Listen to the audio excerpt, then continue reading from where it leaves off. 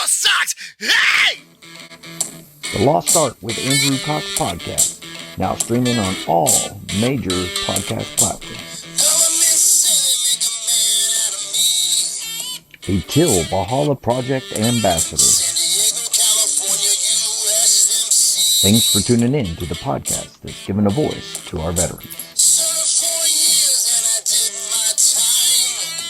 The Lost Art with Andrew Cox.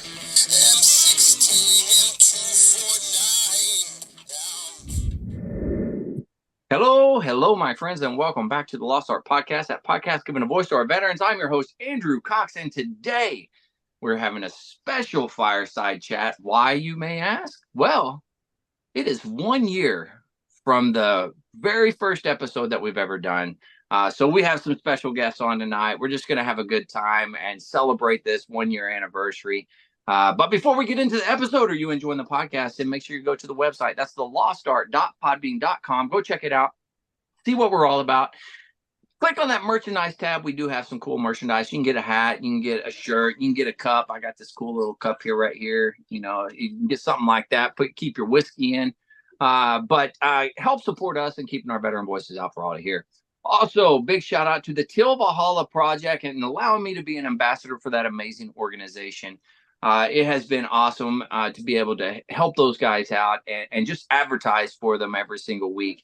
But if you don't know anything about them, go to their website. That's tillvalhallaproject.com. Go check it out. And if there's any way you can help those guys out, please do so. Ton Tavern, birthplace of the Corps. We as Marines hold this history close to our hearts. Wouldn't it be spectacular if the establishment was born again? The Ton Legacy Foundation, a nonprofit 501c3, is taking the task and is looking to the Marines to once again save the day. Help the Lost Art podcast in raising funds to help get the Ton built once again only 100 yards from the original establishment in Philadelphia. We are looking for Marines to donate $25 representing the upcoming 250th birthday of the Corps. Spread the message and help establish the Ton, a place for Marine brethren to gather and remember our historic beginning. Go to the Lost Art GoFundMe page and donate today. The Ton Legacy Foundation, reestablishing our birthplace. All right, with that, I've got the crew and some special guests, so we're going to go ahead and go round robin real quick. All right, we'll start with Mike. He's down on the bottom of my screen. I had to scroll down to see him. But Mike, how you doing? I'm doing good, Andrew. Good to be here tonight. Spent the weekend trying to get Christmas lights up. I'm late this year. I mean, Aaron beat me. He was getting Christmas lights up like 2 weeks ago. So my wife finally told me, she goes, if you don't get those lights up, there's no sense putting them up. I'm like, yes, ma'am. I'll get them up. Normally I have most of them done by the weekend before Thanksgiving, but I ended up working that whole weekend, and then it got cold here in South Georgia. And it's not worth it when it's cold. I didn't feel like shimmying up an aluminum ladder and all that stuff. So, I just I kept telling myself, nah, not today. But finally, I told myself, like Friday afternoon, I got home. I was like, I got to do something. I got to get something done. So that's what I spent the whole weekend doing. Yeah. All right. I like it. That's good. Got something done this weekend. It's more than I got. I actually feel productive. Yeah. Well, see, you can put lights on the RV. I mean, technically I did. I put lights on the outside so I could see. I mean, I don't have an awning to be able to set the lights out anymore. You don't need an awning. Nah. They're overrated anyway. So who needs an awning? Yeah. All right, Vic. How are you? Life is good. I got all my lights put up and everything decorated the night of Thanksgiving. So I'm way ahead of all you guys.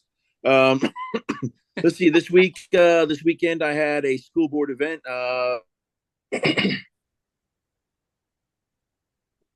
Is that me? No. Is that him? He froze. Oh, did we lose board members? Frozen.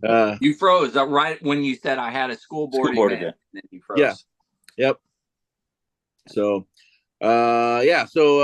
learning or not learning, but listening to politicians and lobbyists pontificate and all that kind of stuff. It was great. I mean, I only gouged my eyes out with a spoon maybe twice, I guess. But other than that, I did learn a lot. But there was a lot of networking that, there's always networking that happens, at the bar. So I'm trying to give my liver a little bit of a break tonight. But oh, so the school board meeting was at a bar? That's pretty cool. That's a good school board meeting. Oh, shit. And the Marines were founded at a bar, so yeah, it works. Makes sense. Tonight's cigar is a Dunbarton cigar, is Sin Compromiso, and it's a medium body cigar. This is a Robusto. Uh-oh, everybody's frozen. We can here's hear it you. going. Okay, Good. Keep talking. this one has got so master rollers do different things. This one's got a pigtail on it, so this is a sign of a master roller. But this is not quite a Robusto. I would say this is a little bit longer, maybe like a Toro size. I'm probably getting that wrong. I'm sure name something. This is what they call a box cigar. If you don't notice, if you can't see it, it's formed into a little bit of a block shape. Square. Yeah. So this is a form cigar. But it's medium body. I want to say it's a Ecuadorian binder, Nicaraguan filler, and I don't remember what the wrapper is. I'll have to get back to you on what the wrapper is.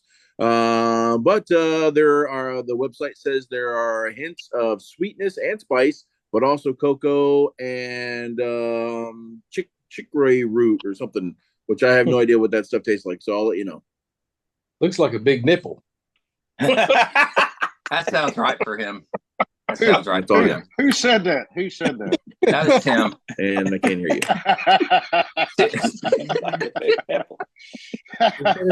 He didn't even hear it. I totally didn't even hear it. Yeah, he said it looked like a big nipple.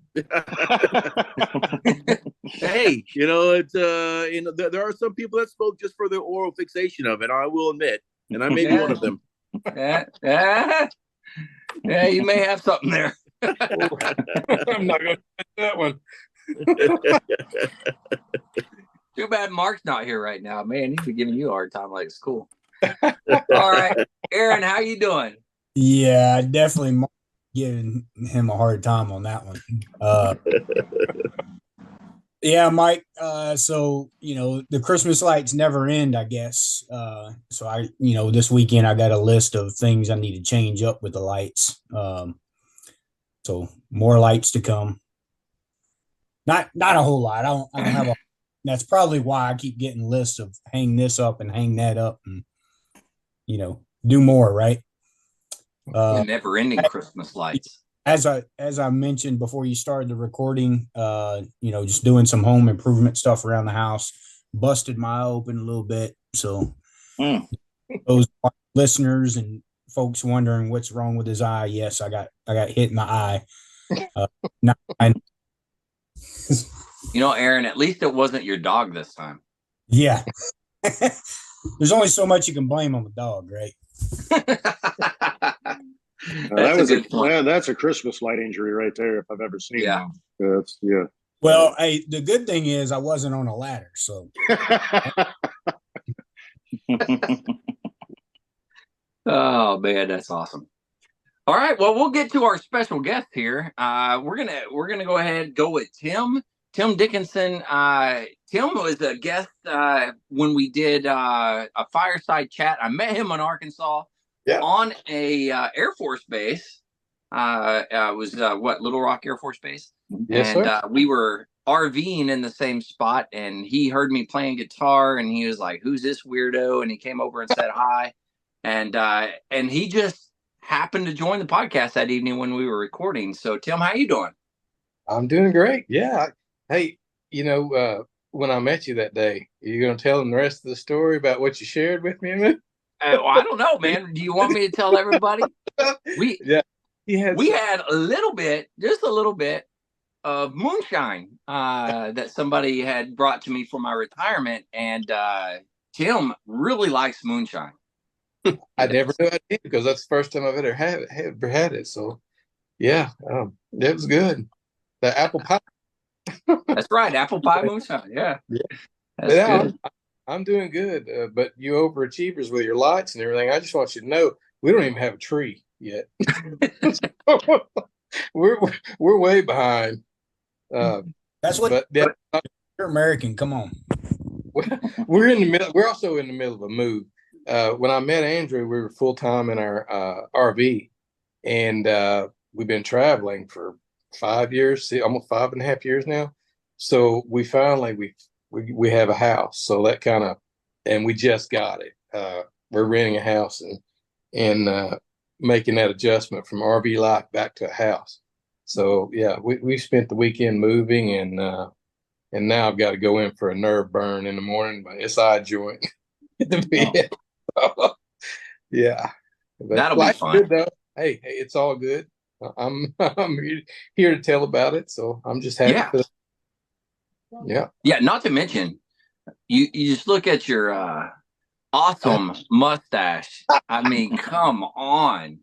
That is was that throwback to the 70s there? What is that? I don't know. I had to trim it up some. It was a little longer on the sides, but really? Yeah. I like it. I think it looks cool. I don't know what I'm thinking. I never do. I just play it, shoot from the hip from day to day. So I think you're in good company here. Oh, well, there we go. I'm glad to be here then. A lot of hip shooters here. A lot of hip shooters. All right. All right. Well, we'll jump up. Now, Heath Wright grew up with Heath. Well, I didn't grow up with you, I guess. You're a little older than me. We grew up in the same town, though. Me, Heath, and Vic all grew up in Vian, Oklahoma, the big metropolis. And he's representing, of course, we got second place in state. Yesterday. We were so close. So close. No cigar. Mm. Yeah. So Heath, real quick, Heath is a musician, just like many of us that are on here. But musician, the band Ricochet, lead singer, guitar player, drummer extraordinaire as well. So Heath, how you been doing? Brother, I'm nearly wore out. I just got in from 8 days on the road, 7 shows in 8 days. We started off in Oklahoma on Saturday night, November 30th. Went to Lubbock, Texas on Sunday, Roswell, New Mexico on Monday, Apache Junction, Arizona on Tuesday.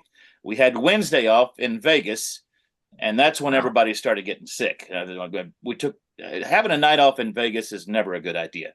If you're going to take a night off, go somewhere, but because there's just too much stuff to do and too much loud music to yell over and people to shake and howdy. And of course, as you know, Thursday night was the beginning of the National Finals Rodeo. We were there Thursday night to play at a place called Stoney's Rockin' Country.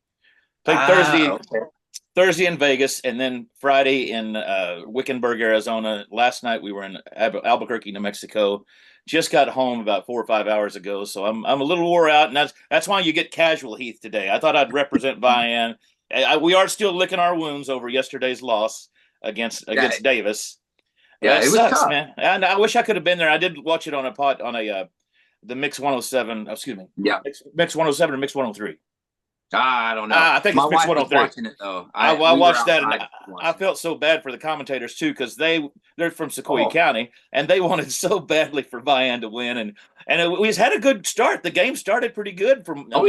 We were ahead at half, and then just sort of lost it. 18-28 final score. Vian lost that one. That's the first time we've gone to the national championship since I think 2017, 2016.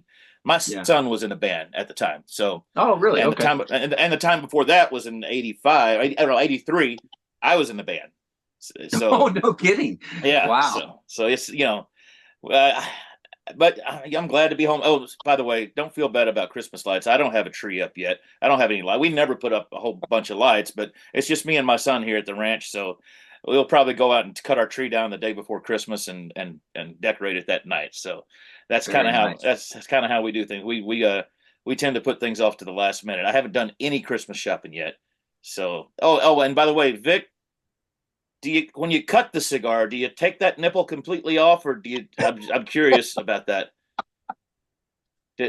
It's kind of hard to smoke when you leave the nipple on, so you have to. Okay, so you can't completely. You just take it all the way off. Okay, got you. I actually put a flat cut on the cigar. All right, I see that. All right, very nice. And Tim, yes, sir.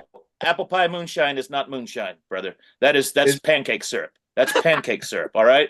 You don't. If it tastes like apples or vanilla or butterscotch, that's not moonshine. Moonshine should taste like whiskey, corn whiskey.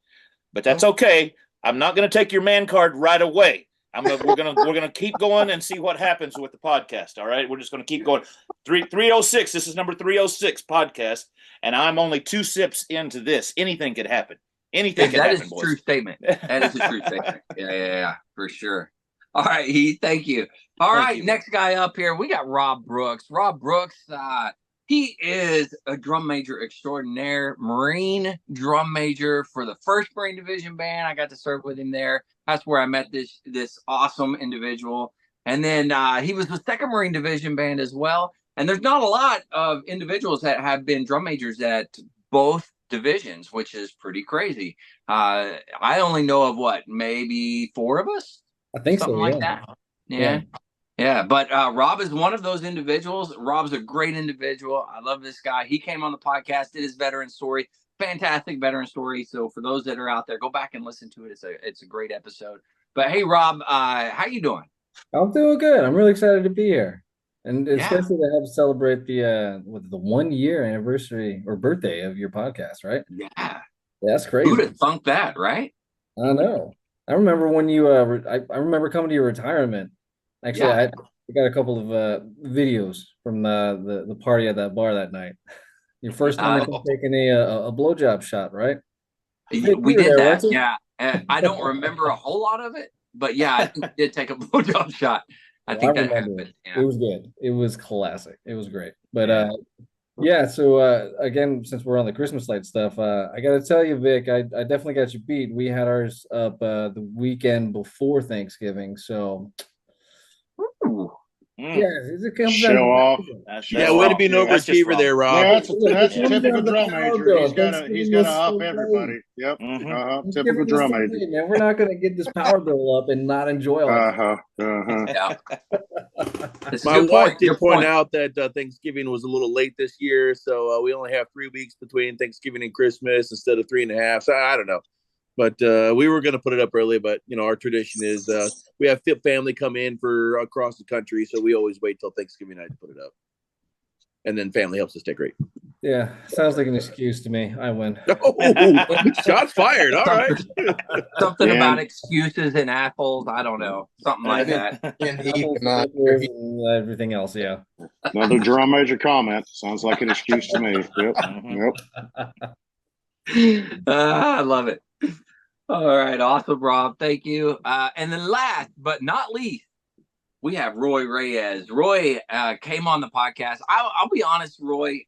How did we meet? Because I do not remember how we actually met. Well, you mentioned that somebody gave you my name, recommended that I participate in the podcast, and you texted me.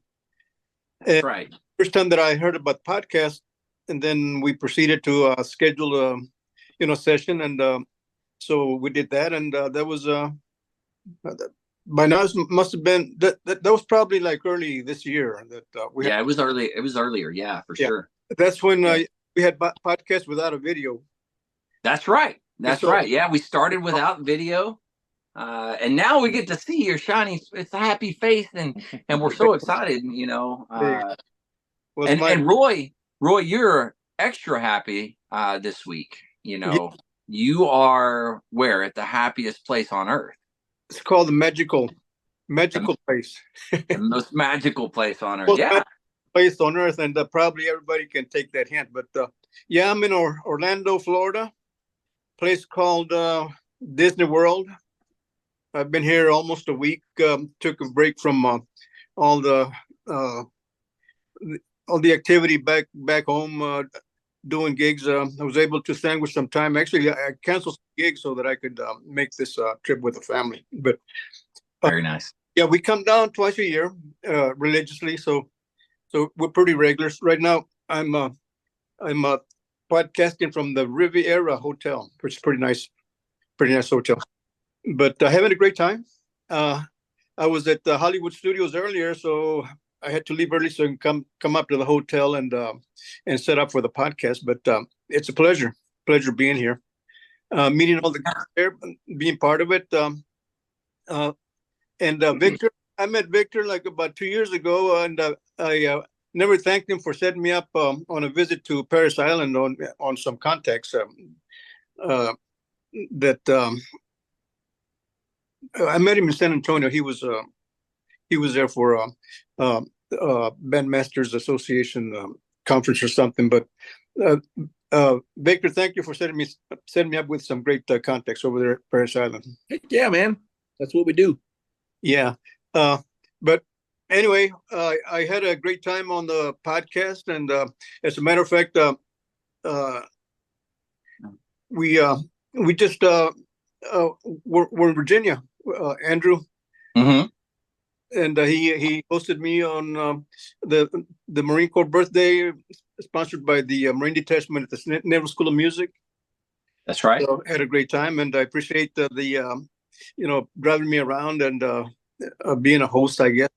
But the last time that I saw you, you were about to leave Virginia. Are you still there? No, we just got back here in Oklahoma. So Heath, we're pretty close to you. Where are you right now? We're in Stanislaus again. So I'll have to hit you up at some point in time. But yeah, we're back in Oklahoma, back with family for the holidays, all that type of stuff. Awesome. We may be here for a while. I don't know. We'll see. Play it by ear. That's just how it goes. Well, hey, I leave Tuesday, day after tomorrow, for Vegas. I'm going back to Vegas for NFR, but I'll be home Sunday. So if you're still around, we'll have to grab some tacos and beer and bourbon out at the cantina. That's right, the cantina. Yeah. All right. Well, hey, everybody, welcome to the show, the podcast, the 1 year anniversary, birthday, whatever you want to call it. I do not have a birthday cake. I apologize, but we all couldn't partake in it anyways.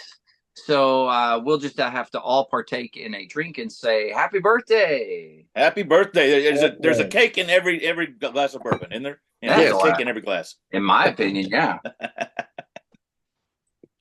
So really what I wanted to do tonight, and hopefully you guys will kind of indulge me on this a little bit, but I'd like to go around and just kind of have your take on the podcast itself, have your take on your experience on the podcast, and just whatever it is you want to share and talk about is totally up to you. As my dog hits my thing and throws me around here.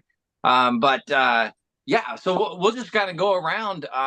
Who wants to start us out? I don't want to force anybody into it right away, so I'll let somebody volunteer first. Well, I want to say what a pleasure it is to be on here with you again. The last time was so much fun that it's the first time I've ever just got to cut loose and just have a good time. And even though I knew of you and I knew of Vic, y'all are both a little younger than I am, but we were all in bands, not at the same time. I guess you and Vic might have been in band together at Vian for a short time. Yeah. Yeah. And Ron Mitchell was your band instructor. Is that correct?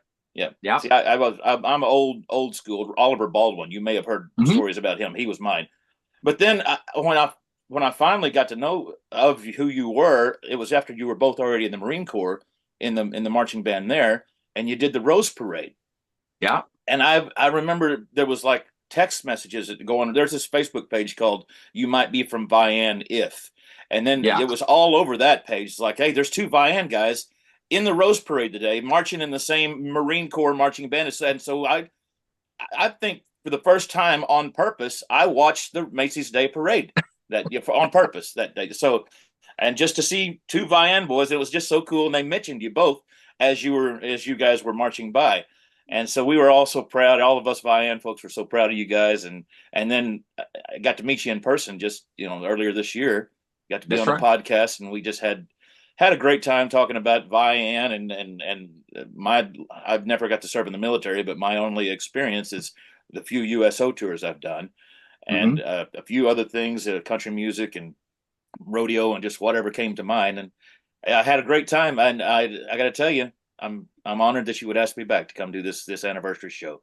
You must be working all the time. If this is episode number 306, is that right? That is. And this is your only 1 year anniversrsary. Then you're doing a show practically every day.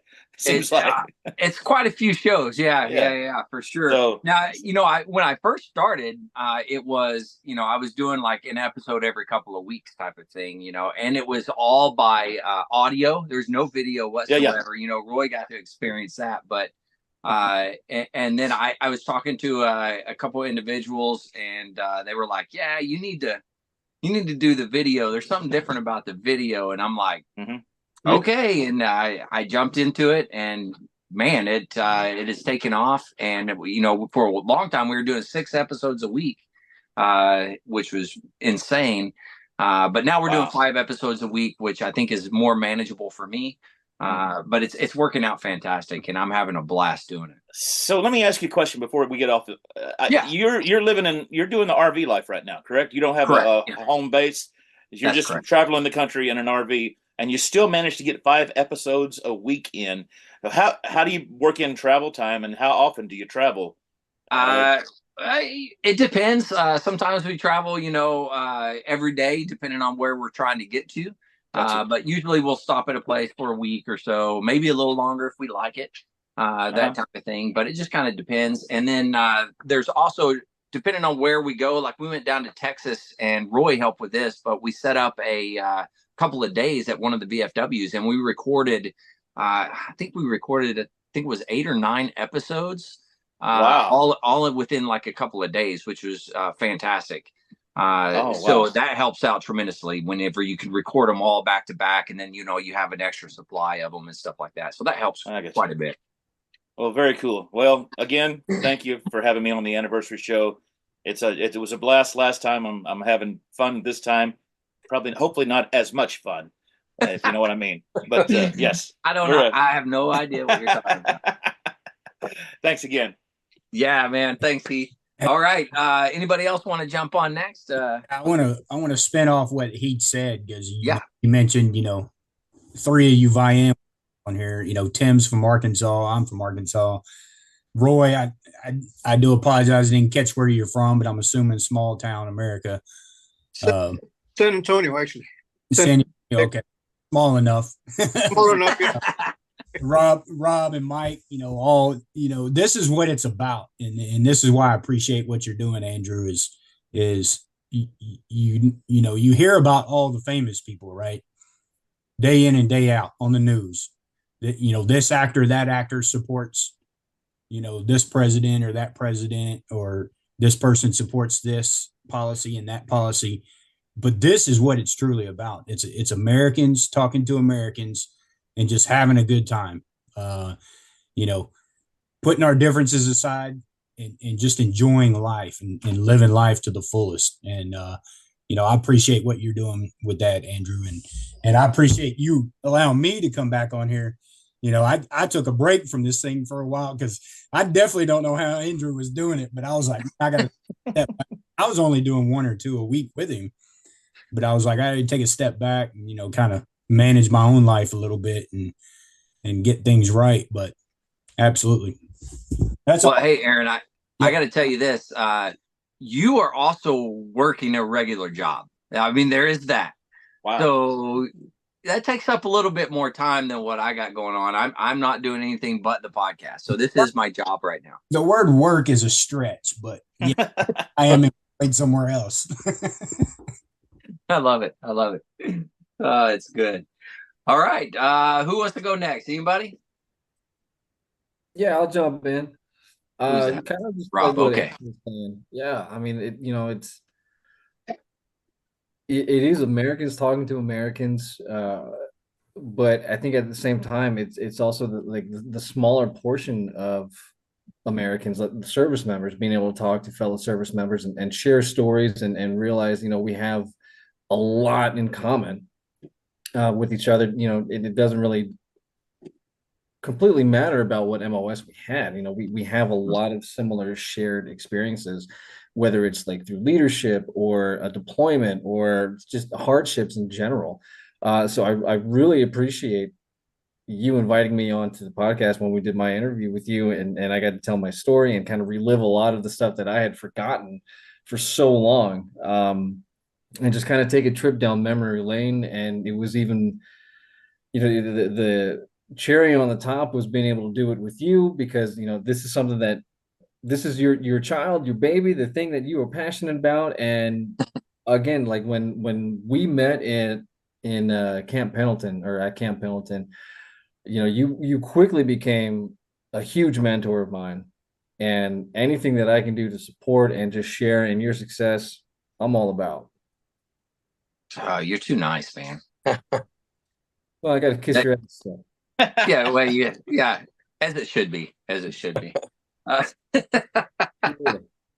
So Rob, real quick, I remember in your story when you're talking about it, and we meet. Well, before we met, you were talking to somebody, and they were like, "Oh man, this guy's gonna come in and rock your world," and all kinds of weird stuff. I don't know what in the heck everyone thought I was gonna do when I showed up, but I don't think that I did anything crazy. I don't know. Well, I mean, besides flipping my world upside down as soon as I got back from a TED trip and had my first introduction with you, no, you didn't do anything. But yeah, I don't remember. Was Vic? Did you get there after Andrew? It was Yeah. Okay, yeah. So I think it was at the time Gunny Robinson was the EC. And I think it might have been a couple of other senior staff and COs. Like they were talking you up, dude. Like for drum major god, you were the drum major at Second Marine Division. Like nothing could touch you. And all of a sudden, because I just picked up rank, I just gotten promoted to gunny, and I had just gotten the billet of drum major. I'm still learning how to do stuff. And now I'm being told that my next bandmaster is like the drum major supreme. So I'm wow. Bricks. Like you're getting ready to come in. I don't know what it is I'm doing. And you're like showed up. We got back from a TED trip, and you're like, all right. At this point, correct me if I'm wrong. We hadn't even met at this point. No. Because I got there when you guys were TAD. Yep. Yeah. I think we were at San Francisco. Mm-hmm. Yeah, that's up there, and you checked in. We get back. You pulled like all of the staff into your office, and just like I would say softly chewing our ass because there was no posted information on the calendar or anywhere, I guess, really in the band hall at the time to tell you what we were doing. Like we had it, but you didn't have it. And the band officer didn't, I think, have it either. So the first thing that you did when you came in was like, all right, so here's a bunch of PDFs of all of these formatted rosters that you will fill out and have posted, not just on the wall, not just in the gig folder, but on the calendar every single time that you go on a gig. So whoever's next, these are the things that I'm going to be expecting. And of course, I was the one that had the next gig. Actually, no, next trip. I think it was to 29 Palms. 4 days later. And I'm shitting myself because like I don't know how to do any of this. Like this is the first time I've seen anything like this. No one has walked me through or taught me anything about like back planning. Like it's like planning for chow. Like I mean it's common sense. Yeah, we need to plan for chow, but like as a brand new drum major, billeted guy, brand new boot gunny, having a guy like you show up and like, here, all this paperwork, get this done, and it better be right. I had no freaking clue. And your best teaching tool, which I wound up actually incorporating into my style, was just asking a question. Well, did you read about it? Did you look it up? Think about this? And of course, all my answers were like, no. And I'm like, God damn it. Okay. Hey, I have a question. About this. So you'll have to forgive me. I'm not military. So in a military band unit, the drum major is basically the leader, like the commanding officer of the unit. Is that correct? No. So the drum major leads the band on the march. So he's responsible for any commitment or anything that has to do with marching for the unit. Okay. So you have like the band officer, the officer in charge, and then you have a senior enlisted, And then you have what we called the three amigos, which was the drum major, the enlisted conductor, and the small ensemble leader, all three. Yeah. So they were kind of equal, but each one of them had a piece of the pie, right? So one was responsible for marching, one was responsible for the musical product, and the other was responsible for all the small ensemble stuff. But understand all of those billets all changed over the years. Mm-hmm. Oh. Like when I was in, the drum major was God. Yeah. Drum major, you had your officer, officer in charge. You had an enlisted band leader that led, like the musical aspect as far as like concert bands, stuff like that, performance. But the drum major was the head of discipline. The drum major led the band. There was no ifs, ands, or buts. So in my world, being a just in the secular world of a touring band, the drum major is the tour manager. Yeah, I heard Rob talking about planning for meals and things like that. So they handled all the logistics, everything that went on the road. Exactly, that was it. They did everything. They did all the prior planning as far as flights, meals, billeting. That was that's what they did. That's the tour manager. That's the tour manager in my world, and that is not an easy job. I put together day sheets because I'm my own tour manager now. So I put together day sheets of things that happen from the time we leave this ranch in Oklahoma till the time we get home, and every single date in between, every hour, whether it be lunch, hotel, confirmation numbers at the hotels, who's the general manager of the hotel, who's the day of show contact, who's the production contact, all of these things. I have to do all of that shit. And let me tell you, tour managers do not get paid enough on regular tours. Absolutely so not. You drum majors obviously have to deal with all that shit. God bless you.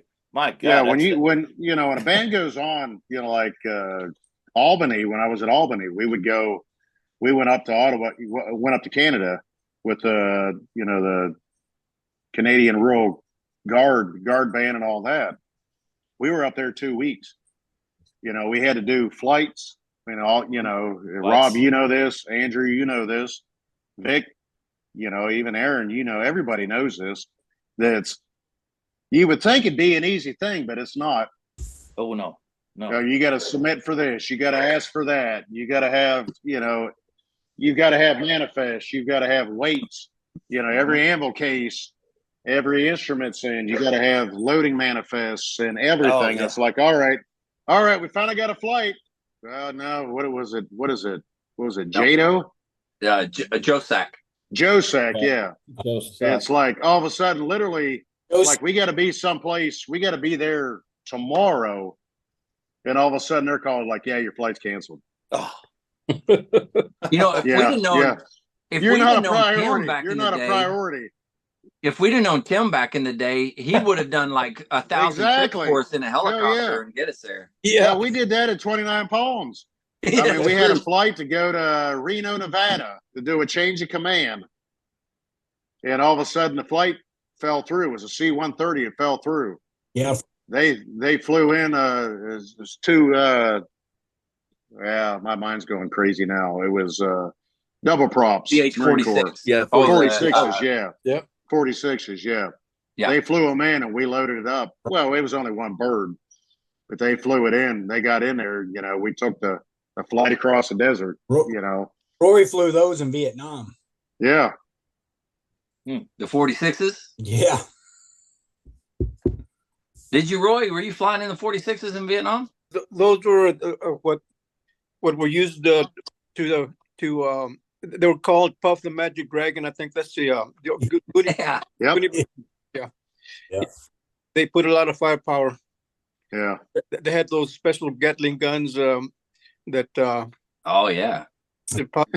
Yeah. And but as a matter of fact, talking about that incident at 29 Palms, where I guess the one of them broke down. That happened to us at Paris Island. We're supposed to do a ball game, Gator Bowl in Florida, and we practiced halftime routine, and so the day that we were to fly out, which was that morning, I think, of the game. We're supposed to put the band on two of those airplanes, and the first one took off, and the second one had mechanical problems. So only half the band got to the football game. Yeah. Wow. And wow. didn't play because only it was half of the band. So, but Oh man. I can relate to Who would I have playing? Yeah.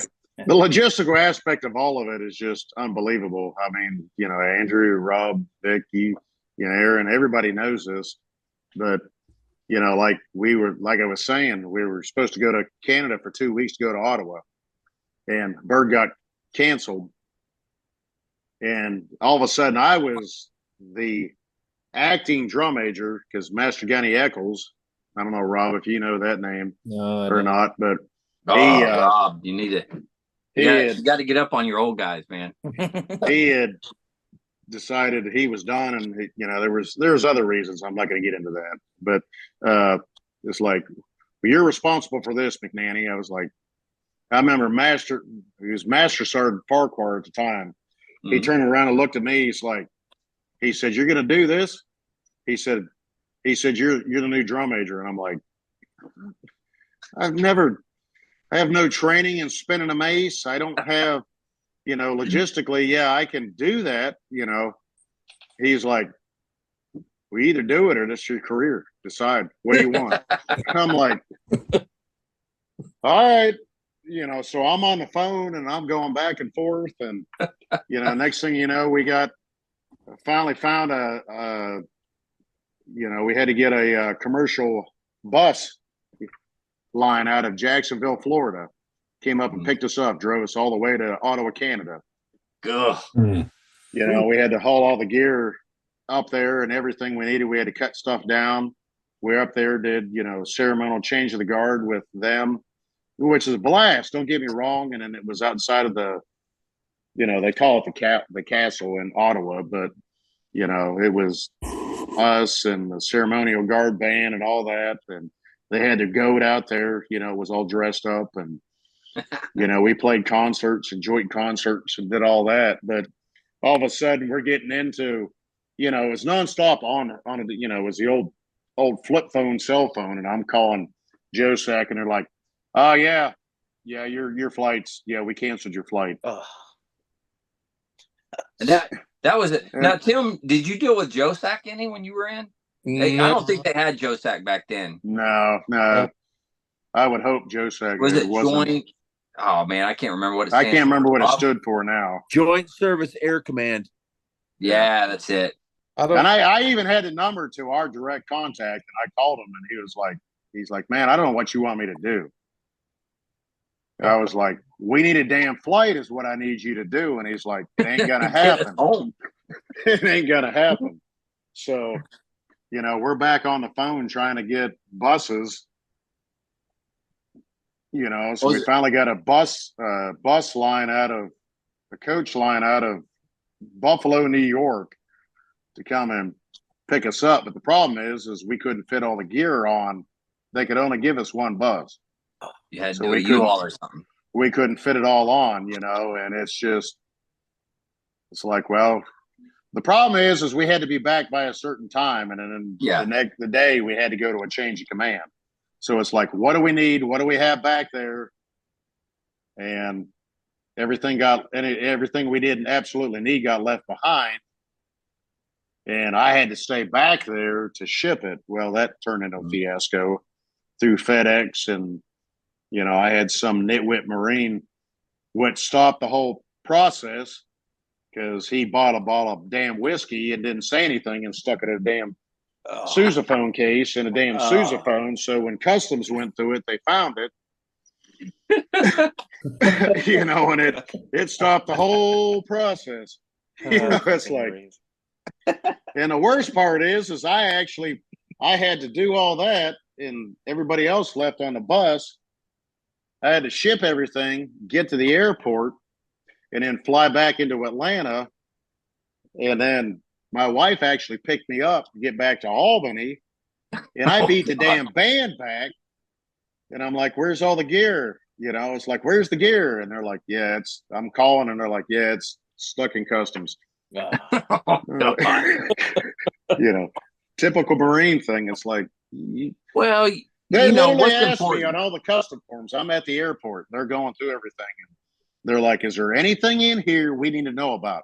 I'm like, no, you got bottles of valve oil, this and that, no, there's nothing in here. They're like, all right, you're good.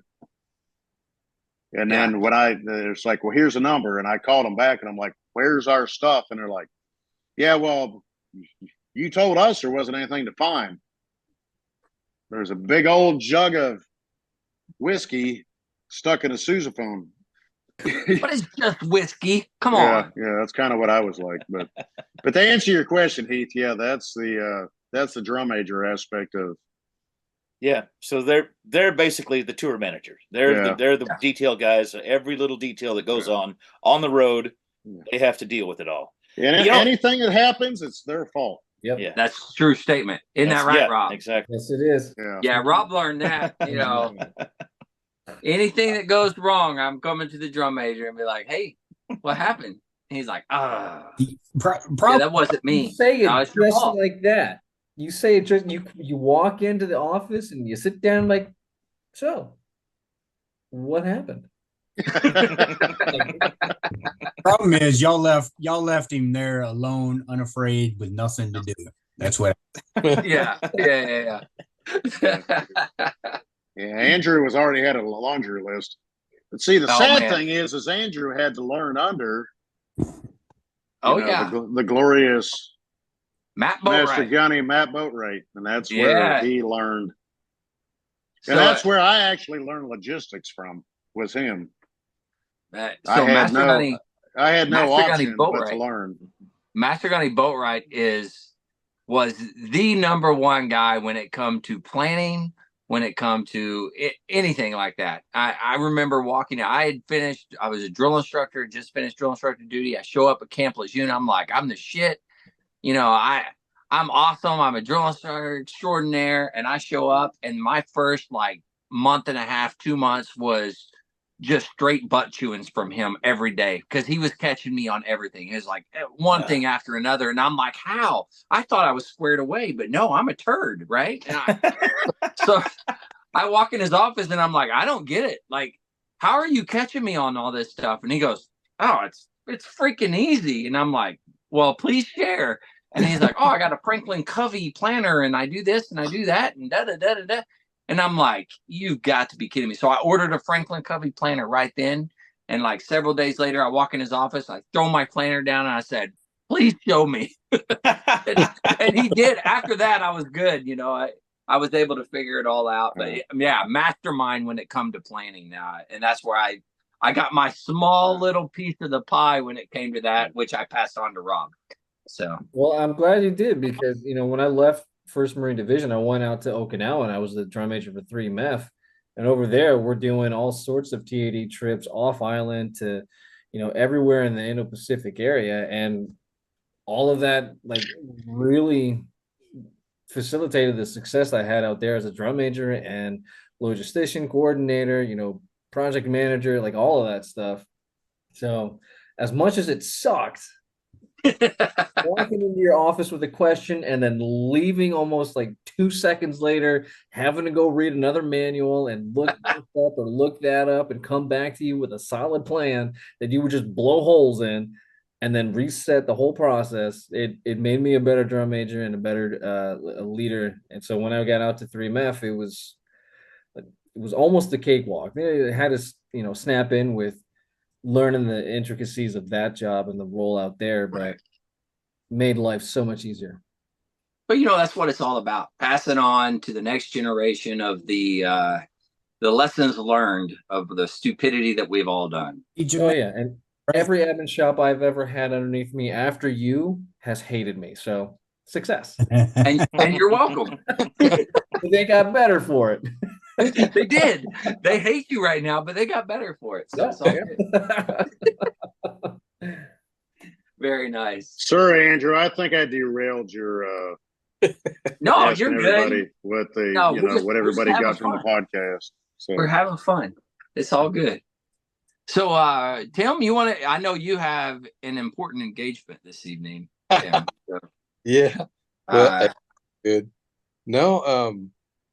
like we were saying earlier, I met Andrew. It just so happened I was full time in our RV too, and we were at Little Rock Air Force Base, and I was there as the camp host, I guess. Yeah. And basically, I'm the janitor, is what I was. But I heard Andrew out there playing his guitar. Went out and talked with him, and got to know him. And little did I know that afternoon he was gonna make me drink something I shouldn't have drank. But no, it was all good. But he invited me to talk with some of you guys on his podcast that evening, and later on he was kind enough to ask me to talk to him again and tell my story, which I was happy to share. And man, what an honor for you to even ask me back again after you. I mean, that's 3 times. I don't, I can't. You made an impression. You made an impression. It's good. Probably not a good one on most people, but hey, it's an impression nonetheless, right? It worked well on me, so it's all good. Well, that was the move. You were in the Army, Arkansas Army National Guard. I was active in it full time. Okay. As a counter drug aviation commander, and I worked over at the operations center in I guess it was 2005, 2006. Okay. Yeah. That's in charge over at the time, but it was during Katrina relief. Yeah. Matter of fact, we took 3 of our aircraft down to Katrina. Yeah. Because we had FLIR and stuff on it, and did search and recovery and stuff down there, Katrina. Now, I don't remember asked you this before. I'm assuming you knew Mark McMullen? Yeah, he was battalion commander when we deployed to Iraq. Yeah. He was my Pee Wee football coach. Oh, was that right? Yeah, I'm still in touch with him. Yeah. Yeah. He's farming out in Hazen, Arkansas. Yeah. So that's where I grew up I guess you would call them formidable years, but then I moved to Benton through in high school. But nice area down there too. But yeah, that's a small world, huh? Mm-hmm. Yeah. I'm sorry, Mark McMullen, but he's a good guy. He's a good guy. He was a good boss during we were in Iraq, so I couldn't have asked for a better one. He made me a quarterback.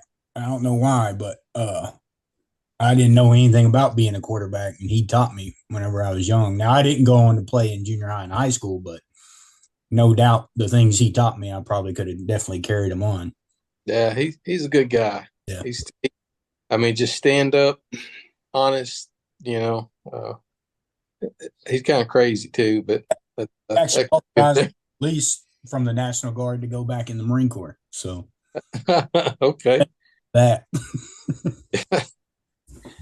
So that's something that is pretty wild. Is I didn't know you, Tim, from anybody. Whenever we met, and here we are. We all know somebody, right? And it's the connection of the military, and as it goes on and stuff. It's amazing how you can. What is it? The 7 steps from somebody help me. Kevin Bacon.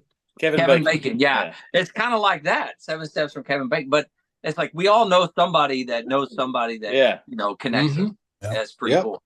Yeah, it's been amazing too. I told you guys, the last 5.5 years we were traveling like you, Andrew, and we we try to stay on bases when we can, just because it's cheaper, safer in general, and the kids love it. But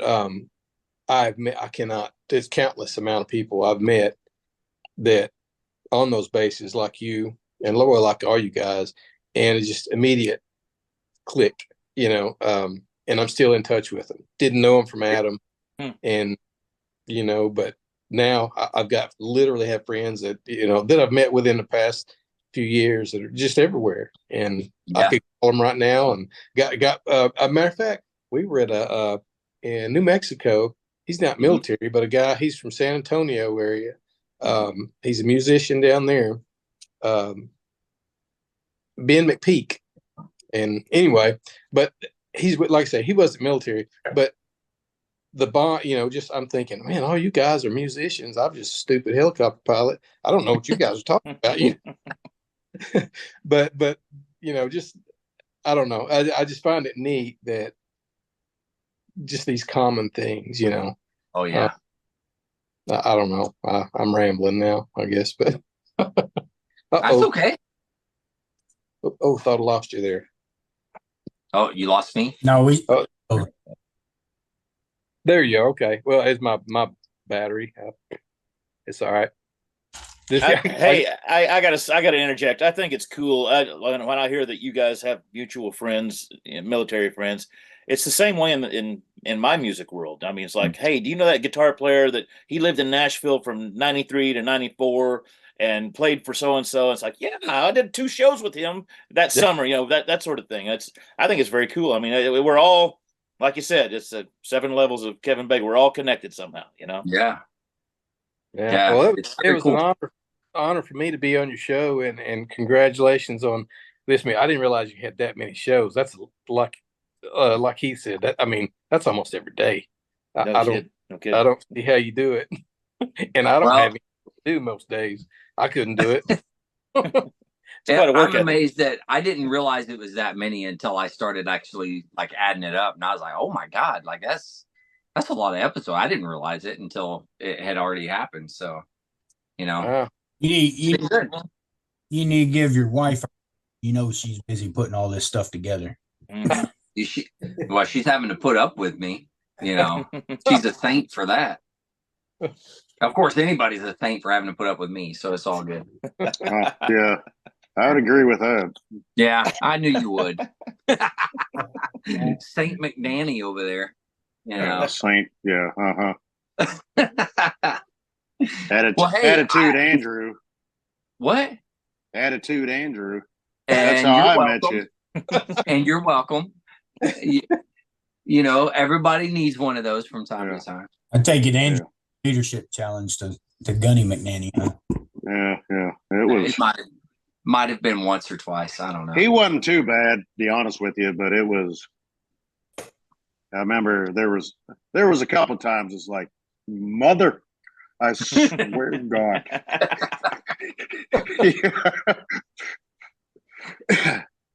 And you're welcome. But I think once we finally, because I didn't know you from shit, and you didn't know me from shit, and you would come from what, 29 Palms? Oh no, I came from the schoolhouse to Pendleton. So I went 29 Palms, Okinawa schoolhouse, and then to the division. You went from there to Okinawa to. Yeah, I went 29 Palms, Okinawa. Then I went to the schoolhouse for the CCDM, and then I went to Pendleton. Yeah, that was your problem. You went to Okinawa and then came to the division. Yeah. So that was the problem. But, yeah. Yeah. It all makes sense. You showed up with all kinds of attitude, and I was like, "What the fuck is this?" It was like, fuck. Seems to be a theme. What it is? Okie come back with a problem. Yeah. Oh yeah, he was. It's our MOS too. Every Marine we send to Okie, they come back. Yeah. We're just that much better. They just go run amok and do whatever they want to do, and all of a sudden he shows up to the division, and he's literally walking down the hallway. He looks at me and goes, "What's up, Gunny?" I was like, "Fuck are you? Seriously?" I'm like, "What? What'd you say to me?" He's already got a damn cup of coffee in his hand. I'm like, "What the hell? What?" Just I don't know, Vic. I mean, what band hall were Rob and what Vic were you in with at Pendleton, First Marine Division? The old one or the new one? The new one. New one. Yeah. I mean, I'd been to the old one a few times when I was in Palms. We came down to cover some gigs while you guys were on leave or something like that. But so I remember walking through the changing room, and you hit that one spot in the floor where like the wood separates the ground. It almost falls through. They were temporary buildings put up during World War II, is what they were, and they became. They were sitting on pylons on there in the hill on. I forget what the hell that hill was called, but Yeah, But that was and all of a sudden, there comes Cox just walking down the hallway, and he's got a damn cup of coffee in his hand, just walking down the hallway. And I walk out, and I'm like, "Who the fuck is this?" Hey, ask Rob if it changed any. Hey, did it change, Rob? Did I still have that cup of coffee? All the time. All the time. Sometimes I wasn't sure there was actually coffee in there, but you had it. Yeah. I do. Yeah, it may have changed over time. So, hey, I want to get to Roy real quick. Roy, you have some amazing stories, and one I would like you to elaborate on a little bit before we close anything out here. Chesty Puller. You had drinks with Chesty Puller, and I know for me, when I went to boot camp, I don't know about everybody else, but I always said goodnight to Chesty Puller, wherever he was. And that was the thing that we did, good night, Chesty Puller, wherever you are. But you had to have drinks with Chesty, and that's an amazing story. Yes, it is. Let me just start out by saying that I'm really grateful to the podcast that you have, Lost Art, participating. And just by starting off by saying that a statement that was made by Joey Galloway. I don't know if you heard his name, Joey Galloway. He was a war correspondent in Vietnam. But he stated one time that you can have the greatest story in the world, but if you don't live to tell it, it dies with you. So that's what's great about your podcast, and I really appreciate you doing that and me being part of it. But part of the story that I can share, and that's a fact, true fact. I was in the Marine Corps, 1967. I got out of boot camp, ITR. I think it was late September, early October. But my first duty station was Paris Island. So November 1967, I was barely 2 weeks there, private. So Marine Corps birthday comes around, and they're having a big celebration at the Officers Club there at Paris Island. So the band provided entertainment. So they asked, they didn't ask. They said, so-and-so, you so-and-so, so-and-so, get together and go play ceremonial stuff at the Marine Corps celebrations. There was about 10 of us, no more than that. And I put me on bass drum. So went and played the ceremonies, played the national anthem, the Marine Corps hymn, and that kind of stuff. So come to find out that the guest speaker is Chesty Puller. Marine Corps birthday, November 10, 1967. So when we finished, just a short ceremony, when we finished, we were invited to stick around and have a drink. Well, should I build it up to the bar, got myself a drink, and I looked over, and there's Chesty Puller talking with some of the officers, and the expression on those officers when you looked at them, man, they probably had their jaws on the ground. They were just in awe of listening and seeing Chesty Puller. So listening to his question and answer session, and there I was next to him with my drink, doing the same thing. I had my jaw on the ground, just amazed. And I'm thinking, just about a month ago, I was in boot camp, and every night we'd say, "Good night, Chesty Puller, wherever you are." And here he is, right now, right in front of me, right in front of me. Marine Corps legend. So that was a great experience, and I share that because everybody knows Chesty Puller, but to realize that I had a drink with him, it's something that's hard to believe. But my time in the Marine Corps, 1967, November, Paris Island, that you can understand that that's a true fact. Yeah. But the one thing about I want to mention about being part of the podcast is that I was able to share my story that I had never done before. I was in Vietnam, right? So I was initially I was in Banfield. I was sent to the Naval School of Music 9 months after I was at Paris Island with a band there, and I from that point after that I said, you know what, I'm kind of a little had enough with music, just so I decided that I wanted to try something else. So I requested to change my MOS. So I was given a new MOS, combat engineer, and sent to Vietnam. But a lot of things that I went through, I had never been able to share. And when we had that podcast, it kind of opened up some details that I hadn't, pretty much forgotten about it. But as I talked on the podcast, I was able to recall, places, time and places and events. And after the podcast, which went over, pretty quick, 2 hours of telling my story. But when I finished, I realized that, man, there could have been a lot more that I could have added. So yeah, with that in mind, I decided to write my story. Mm-hmm. Follow up after that, and to start writing things that I recalled by the podcast. Kind of shaking the bushes, and thoughts coming out and all this stuff. Right. I was able to put together about 4 chapters of my story. So and with that, I can probably do a book. Yeah. A lot of good stuff on there. So, but it all derived from being, participating in the podcast and opening up cool. things that I hadn't had in the back of my, deep in my brain. But this kind of helped me recognize some of the things that happened and remember.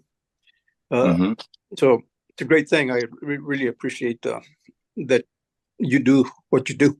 Hey, as an outsider, can I say this? Sure. Please write that book, because those stories need to be heard and they need to be chronicled. They need to be chronicled for future people for future generations. Please write the book. Exactly. And we all know a publisher. Yeah. We know a guy that owns a Mr. Andrew Cox. Well, I may know somebody.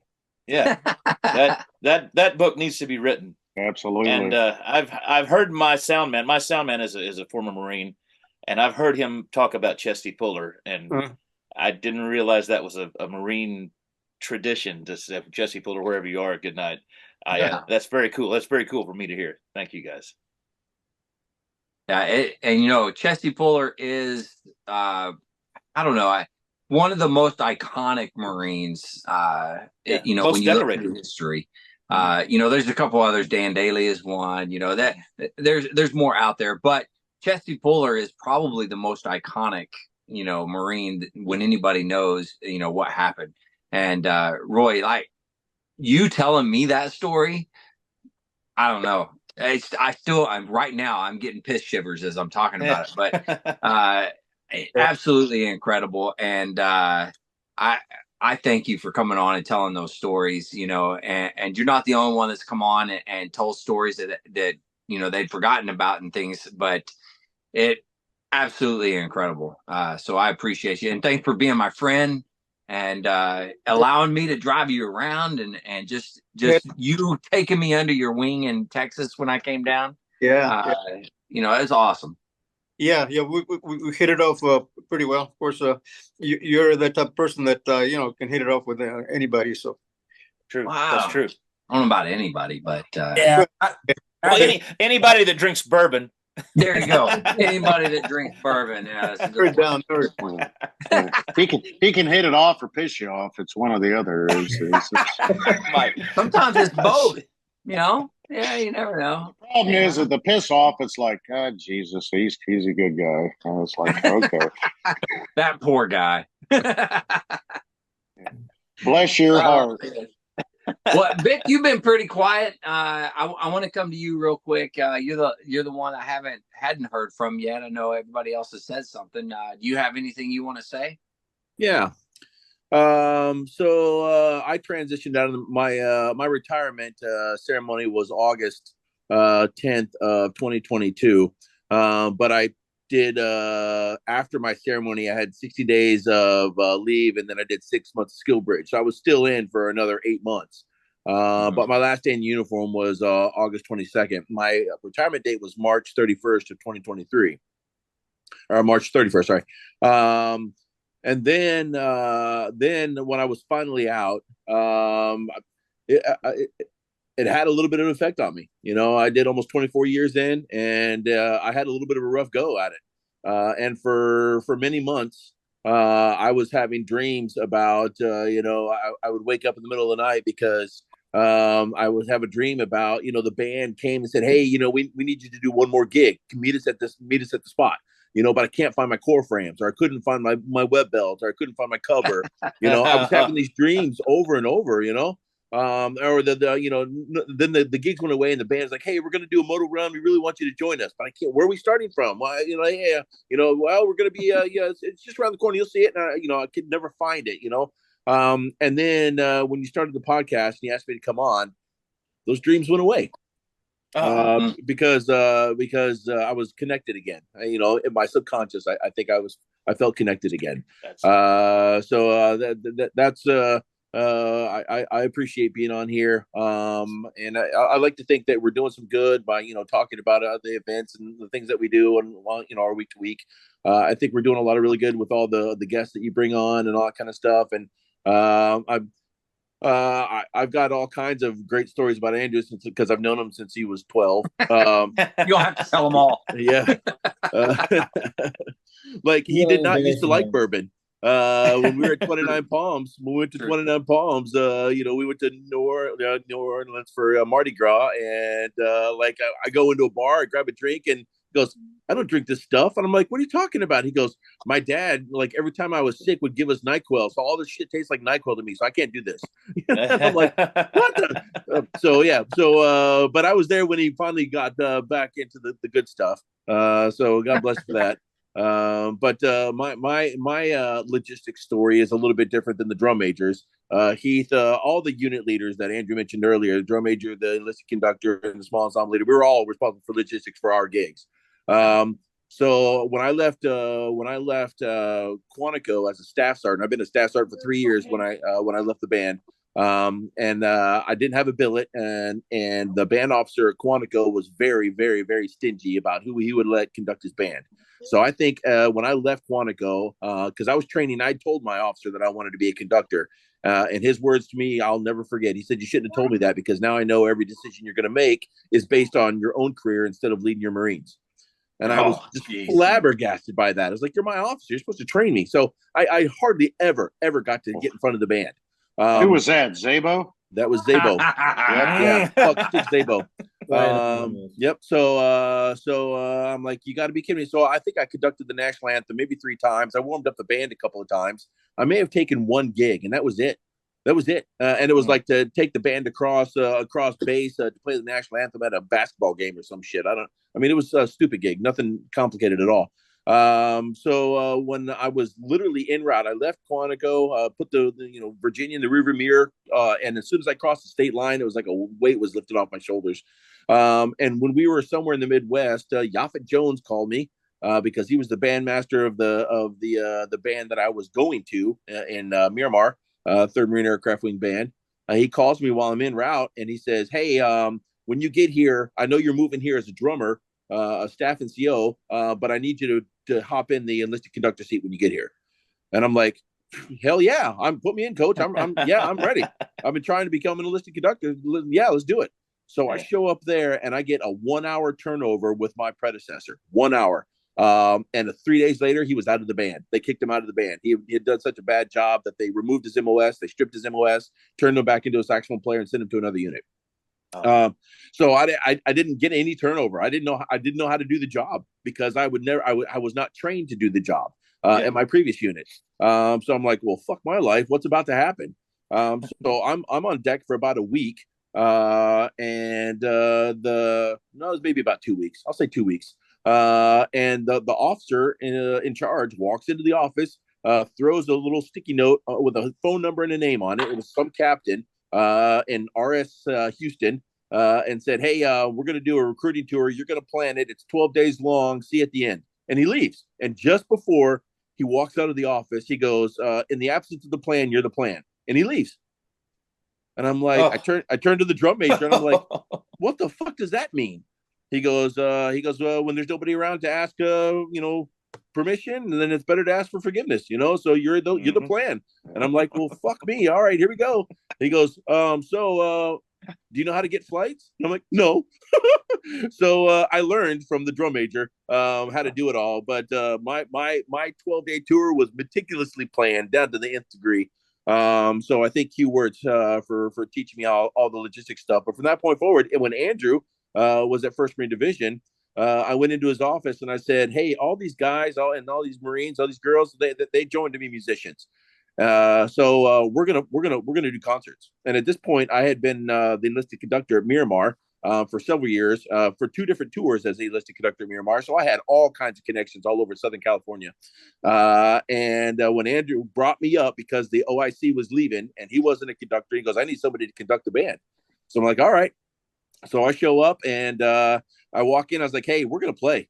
Because Camp Pendleton was notorious for only doing 2 concerts a year. That was it. And I'm like, I'm changing that. We're going to change Escondido and Yep. And I'm like, well, we're changing that. And he goes, so as long as they know how to, do this, that's all I care about. Yeah. As long as the trigger pullers, that's all I care about. So we're still going to train, our 1 week out of the every quarter on how to do our job as a security platoon. But other than that, I don't care. And I'm like, all right. So I put together a 10 performance concert tour over the summer, and that Camp Pendleton did 10 concerts that summer. Awesome. Oh yeah. Yeah. Oh, that's awesome. Hey, yeah, and it was I love it. Got us into Disney World for some of that stuff. Yeah. Yeah, that was me. Yeah, okay. Yeah, I thought so. Yeah. Good. I was also when I was at Miramar the second time with under Ed Hayes, I got all 3 because Camp Pendleton, or no, 29 Palms had just shut down, I think at that point. But I got all 3 of the remaining bands together to march the Christmas Day parade at Disneyland. Oh wow! And it says lifetime tickets at Disney. No, I'm just kidding. I wish. Yeah. But yeah, so I mean, there's a lot of really cool stuff, and one of these days, I haven't told my story yet, but one of these days, and to me, I don't know why, but it doesn't feel far enough behind me yet. It just doesn't. It feels like I just got out of the Marine Corps just a few months ago. So it doesn't feel like it's a story to me that is ready to. I don't know. I just not ready to tell yet. I just feel some apprehension about it yet. It just doesn't feel like it's far enough back there yet. Well, Vic, I think. But everything you just said now, Vic, it's exactly. I hate to say it, and Andrew, we talked about this in my story, and I've talked about this before, but it's terrible to say, but I think it's the Marine Corps way, but it's especially the Marine Corps band way. It's like, figure it out. Yeah. You're either going to figure it out or you're going to learn the hard way. And that's what we've all had to do, everybody. I think that's important in general. Rob, Roy, Vic, Tim, Aaron. I mean, we've all had to learn. Yeah. Yep. It's like you're either going to succeed or guess what? You're swirling down a bowl. You got it. Sink or swim. Yeah. I had Usually there's another word after that, but yeah. What's that? I froze for a second, but you're swirling down a bowl at that point. Yeah, you either succeed or. Yeah, I think the way I always said it was sink or swim, bitch. Figure it out. Yeah. Well, that's a terrible thing. It's actually really, and I think we've all had, even Heath and your profession, you've had people that it was like you just gladly kick them out of the way, but you learn something from them. True. Yeah. But you've had people that literally took the time to talk to you and explain things, but at the end of the day, it was like, this is on you. That's right. Yeah. Figure it out. And I think any leadership position that's the way it is. Yeah. You can gain as much as you can get from those around you, but then you have to figure out a way to sink or swim, bitch. Yeah, pretty much. That is exactly I like that. exactly what happened to me. I was when I was in the band for 9 months, and then after that, School of Music, but I decided I wanted out. I was cross-trained or trained as a combat engineer and sent to Vietnam. By that time, I was an E4, a corporal, non-commissioned officer. So I had rank, I had responsibility, but no experience at my MOS. So at that time, NCO school was hardly non-existent. You didn't go to NCO school to learn, a guide on how to be a leader. So you learned on your own. Yeah. And, it's sink or swim, basically. But the Marine Corps, a lot of your learning is you're on your own. You make it as what you feel is supposed to be. And try and do the best at showing an example, showing leadership. But hey, that's the Marine Corps. Yeah.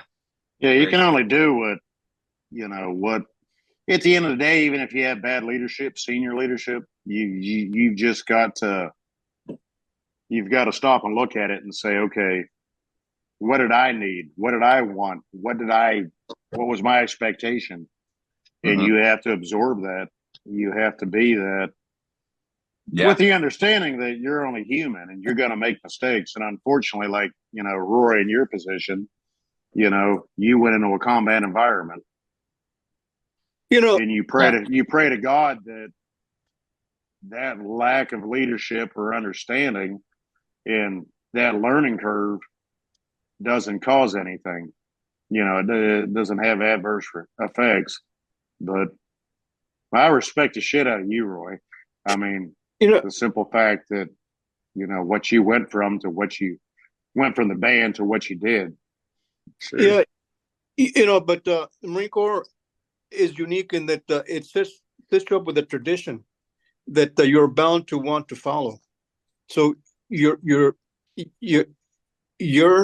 thing is that you want to do the best you can at what you're supposed to be doing, and not fail in that tradition, and that goes a long way. Yeah, that's that, and that's one thing my wife gets on me constantly about. She goes, it's okay to fail. I'm like, no, it's not.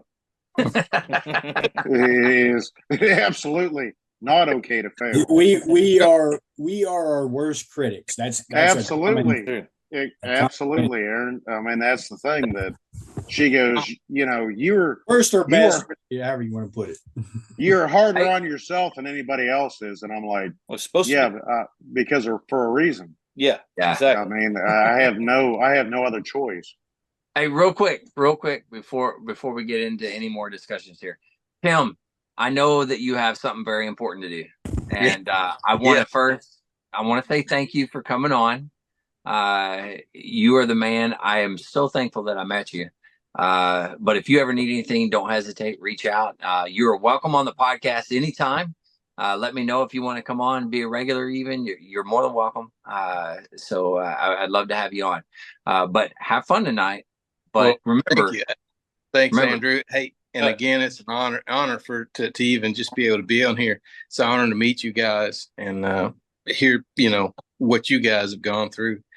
Heath, you weren't you were the drum major, I guess, or you are the drum major right now. I guess I am. Yes, sir. Technically, it's an honor to meet you as well. And I've got to get off here. Our kids. I've got an appointment in the morning. We're in Little Rock, and the kids are being kept by the grandparents. And we know what that means. This is the first night in a year that we've actually going to be able to have a date. So, get to it. Before you go, I want to say this. I don't know if you're a country music fan or not. If you even know who my band is, I'd love to have you as my guest at one of my shows sometime. Anytime you see that Ricochet's playing anywhere that you happen to be, get my number from Andrew. He has it. Get my number and please let me know that you would like to come out. I'll get you guest list all day long. So please take advantage of that. I'd love to have you as a guest. I appreciate that. Oh, for sure. It's been a pleasure meeting you. It's been a pleasure. You got to keep the stash, Tim. You got to keep the stash. Yeah, thank you. True statement, Tim. Don't let your wife tell you otherwise. You keep that stash. It's looking good. It looks good. Yeah, you think you hear that? Tell your wife I said hi, and you guys have a heck of a time tonight, and enjoy yourself without kids. All right. Thank you, Tim. Thank you. Thank you, brother. All right. Take care, Tim. Oh, man, that's awesome. All right. Oh, I got to scroll back up. Something happened here. Oh, okay. I'm good now. Sorry to interrupt. I apologize. No, Tim had to take off though. We're like an hour past what would I don't just. How do you like to do your podcast? Do you just do it till it's done, or is there a certain number of minutes that it has to go? How do you do it? No, there's not a certain amount of minutes for anything. We can go long or we can go short. Cool. Well, the longer we go, remember, I get a little drunk near the end of it. So that's okay. That's okay. I want to know, Vic. Hey, Vic, how's the cigar coming along? I saw a little bit of the ash as you were talking. How's the cigar doing? I chucked it because it kept going out on me. Dunbarton cigars usually aren't like that, but this one kept having runners in it. Runners where goes down the side, it burns a little further down on one side. But kept getting runners, and then it finally went out, and I'm like, fuck it, I'm out. But it did taste good. It did taste good. Give us a review. I could definitely see, or I could taste the cocoa in it, and a little bit of the sweet from the Maduro wrapper. I give it a meh. Okay, meh. We got a meh. All right, yeah, we got a meh. That's all right. Swisher sweet quality. That's what you're saying. Maybe not that good. No. Backwoods. Backwoods. Definitely backwoods. Definitely backwoods. I love it. Oh man, guys, you guys rock. I thank y'all for all coming on, man. This has been a blast. I can't believe we've made it a year, first and foremost, and thanks to you guys for coming on and actually making content for me. And but man, this has been a blast. Every single one of you, I've enjoyed our time together. You guys are incredible. So thank you. We always wrap it up with words of wisdom. So I want to go around and give it. Mark isn't here, so he's not going to show anybody up this week. So I want to go around and do words of wisdom and see if you guys have anything. And it doesn't have to be words of wisdom, just be anything, whatever you want to say. But we're going to go round robin real quick and hit that up. Heath, you want to go first? I will, and I always forget that you do this words of wisdom thing, so I have nothing prepared. So what I'm going to say is something that I say in my show every single night, because as I told you, my sound man is a Marine, former Marine as well. Mm-hmm. You guys aren't really ever former Marines, are you? You're always Marines. That's right. Once a Marine, always a Marine. Okay, so I always introduce him as a Marine, and I tell the ladies as he's walking up to the stage, I said, "Look, he don't have his Marine body anymore, so y'all sorry about that." But that's what my wife says. That's what my wife says all the time. He doesn't have his Marine body anymore. Yeah. So anyway, and after he plays his song with us, he plays a little bit of saxophone. So we do this little thing in the show called the Ricochet Horn Dogs. And as he plays and as he's exiting the stage, I say, once again, give it up for my Marine. That's Dylan Jordan, y'all. Now I want to get serious and I want to talk about something that means an awful lot to me. And this is true. It's always been true. But more so since I did my first USO tour back in 2000. And I realized the sacrifice that all of you guys pay just to protect my freedoms. And that shit is important to me. My freedoms, if you'll recall the last time I was on this podcast, I was ranting and raving about how I feel like our country's gone to shit and how I just, I pray to God every night that we get a different president in, and we got him. And thank God for that, because I think we're on a road to recovery. But it's not just because of the people who are the residents of the White House. It's because of you guys. Anybody, not just the Marines, sorry, but it's anybody who's willing to put on the uniform. Anybody who's willing to put on that uniform of our United States military and keep my freedom safe. I thank you guys. I take my hat off to you guys. I mean, that to me, and again, I realized it even more so after my first USO tour in 2000. And I can't thank you enough. I'll always owe you guys a debt of gratitude that I'll never be able to repay. That's it. Man, that was good, Heath. That was Thank good. you. I appreciate you, man. Yeah. It's the truth. Thank you, guys. I think you already And repeated Roy, the judge. I just want to say this. Roy, write the damn book. Write it. I want to read it. Well, it's ready to be put a book. It's ready to be put together as a book because I've got all the chapters Yes, sir. laid out. I just need to find how to get it put into a book form. Do it. Roy, That'll happen. We're gonna get together, Roy, because I think we can make it happen. Good. Yeah. I'll get with you, Roy. Roy, do you have anything you want to say? Words of wisdom, anything like that? Well, I'm going to fall back on what Joey Galloway once said. You can have the greatest story in the world, but if you don't live to tell it, it dies with you. So, share your stories. Yeah. Very good, Roy. Roy, I appreciate you, man. You rock, and I'm so thankful that we've met, and I was able to have you on the podcast. So thank you. It's my pleasure. And thank you. All right. Pleasure Rob. Oh, sorry. Go ahead, Roy. Pleasure meeting everybody on this podcast. And, Absolutely. My pleasure, Roy. Thank you, my friend. Thank you. All right, Rob. What do you got, my friend? Well, since you kind of put me on the spot, I got two things. A couple of things that I'm kind of working on for myself. The first one is, we're only human. Give yourself grace. We're going to screw shit up. That's how we learn. We are our biggest critique, I think, as one of the esteemed gentlemen on here already said. But give yourself grace. Be patient with yourself and kind of keep on keeping on. And, the second thing is you're never alone. If you have your tribe, you're never alone. Find your tribe, keep your tribe, trust in your tribe. Dang. That's good, Rob. Yeah. You rock. I don't care what anybody says about you,B. I like you. Well, And you got great hair, dude. I hate this guy. He's way too good looking. It's like the whole time I've been looking at him, I've been like, hey, he's the man, silver I wish fox. I had that.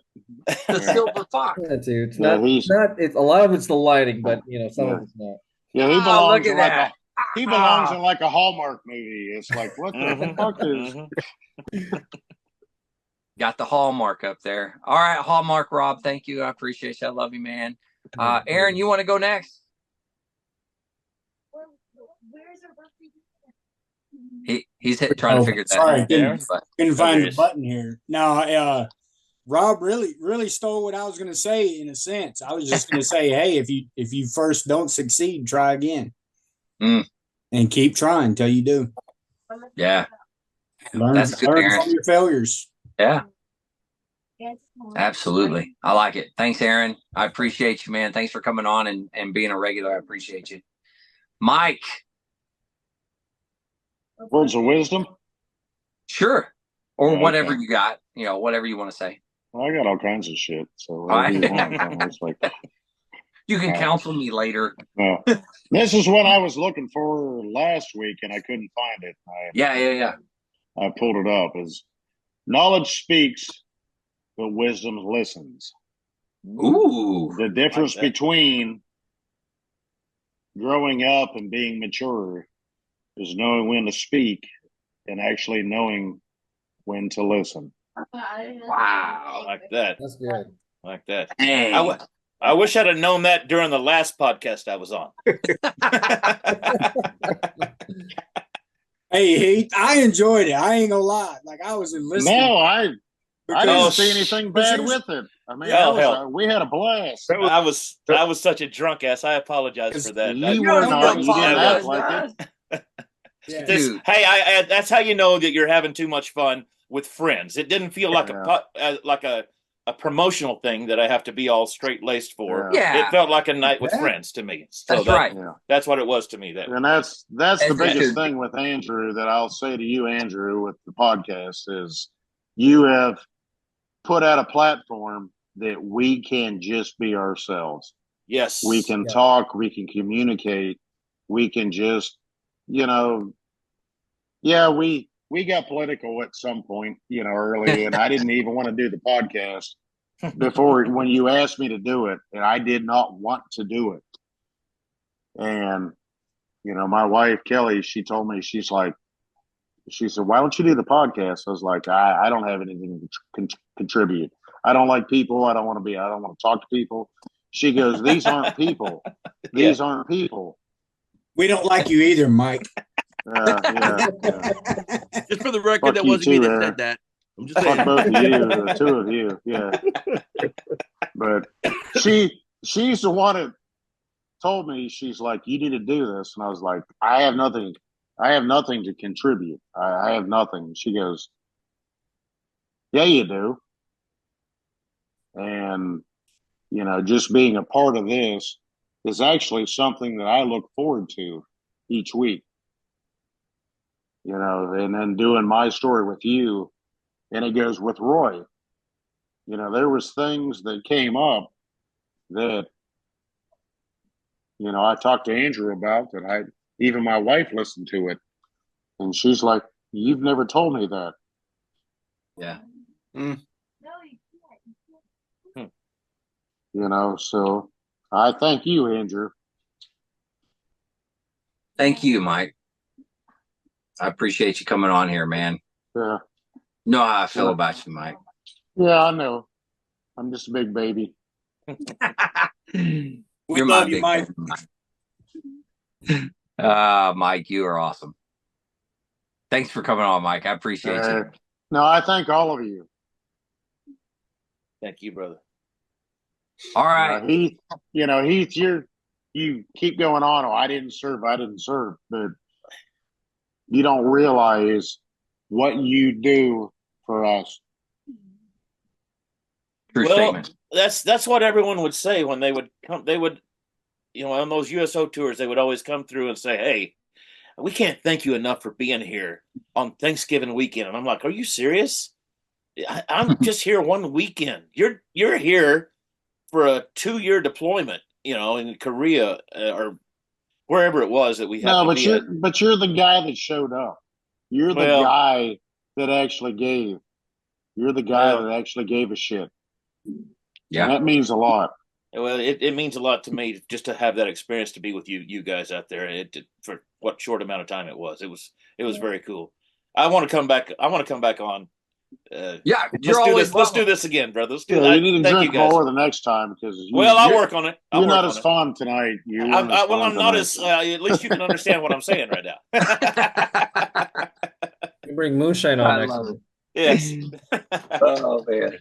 All right, Vic, you got to wrap us up. Mark isn't here. You got to give us the wing dinger here. What do you got? All right. Well, I don't know if it's the wing dinger, but to pay homage to our 1-year anniversary, and to the platform and the network and connections that you've helped establish, Andrew. It has long since come to my attention that people of accomplishment rarely sit back and let things happen to them. They went out and happened to things. And you've gone out and happened to a lot of things. That's Leonardo da Vinci, by the way. So thank you for going out and happening to things. Awesome. Vic. That's awesome. You're a nice guy. I really don't care what anybody says about you, Vic. Tell my wife. Yeah, I try to every time I see her. She doesn't listen to me though. I'm telling you, we three Vian guys, we all need to meet up in Vian one of these days. I'm just saying. All right, come on.